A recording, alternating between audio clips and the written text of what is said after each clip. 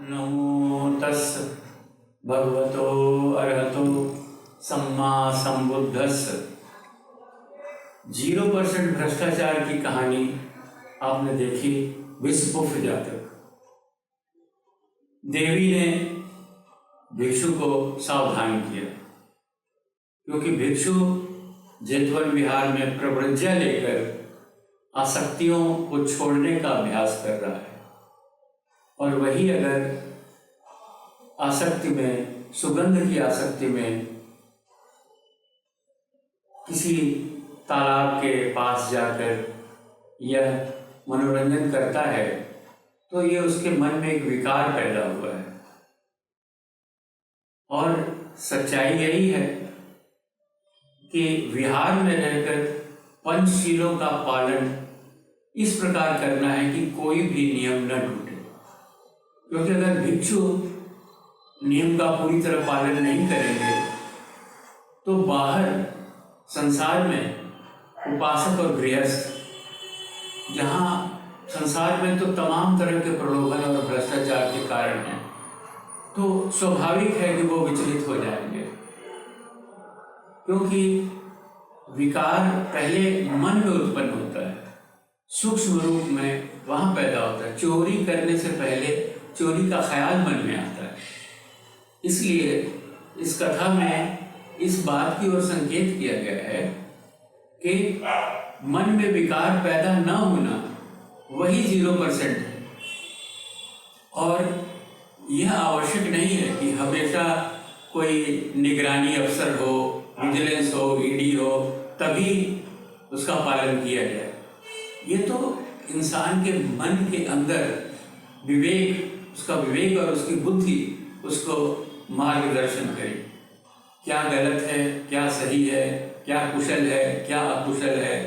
और विश्व जातक में हमें इसकी पूरी जानकारी मिलती है कि विकार मन में पैदा ही ना हो। जो अरहत पद के अभिलाषी हैं वो पूरी कोशिश करें कि कम से कम नियम टूटे। 0% टॉलरेंस जहां आप पाएंगे ट्रैफिक में अगर लगा हुआ है, वहां चालान कटता ही है। 0% टॉलरेंस। इसी प्रकार जीवन में विश्व जातक इस ओर बताता है कि सुगंध की चोरी भी सूक्ष्म रूप में मन में पैदा हुआ एक विकार है, और इस पर विजय पाकर ही भ्रष्टाचार से बचा जा सकता है।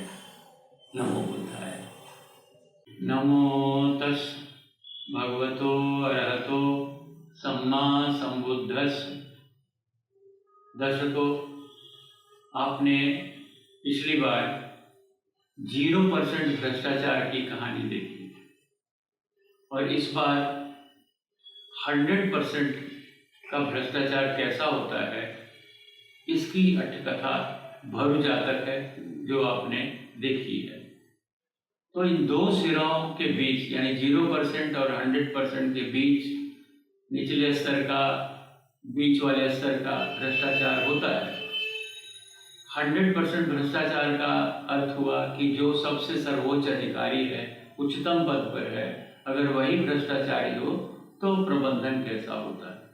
वर्तमान कथा में आपने देखा कि आजीविकों ने घूस देकर कुशल नरेश से ये परमिशन ले ली, जेतवन विहार के बगल में जमीन ले ली। उनका उद्देश्य था कि हम संघ में प्रॉब्लम्स क्रिएट करें, संघ को बर्बाद करें। अब भगवान बुद्ध ने किसी की कोई निंदा नहीं की, न किसी से लड़ाई भिड़ाई की, सिर्फ कुशल नरेश को सावधान किया कि भरु राष्ट्र के राजा ने संतों के बीच कलह करवाकर अपने राष्ट्र का विनाश कर लिया। तो ये उदाहरण कथा द्वारा कुशल नरेश को सचेत किया। अब आपने देखा कि दोनों सन्यासी दल कैसे आपस में लड़ पड़े थे।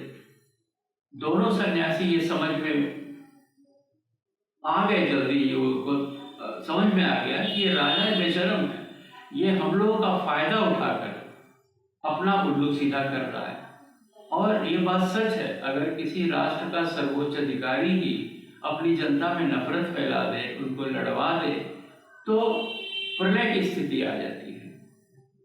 और हमने देखा कि दोनों सन्यासियों ने अंत में राजा को श्राप दिया और धरु राष्ट्र जो है वो प्रलय ग्रस्त हो गया, समुद्र में समा गया।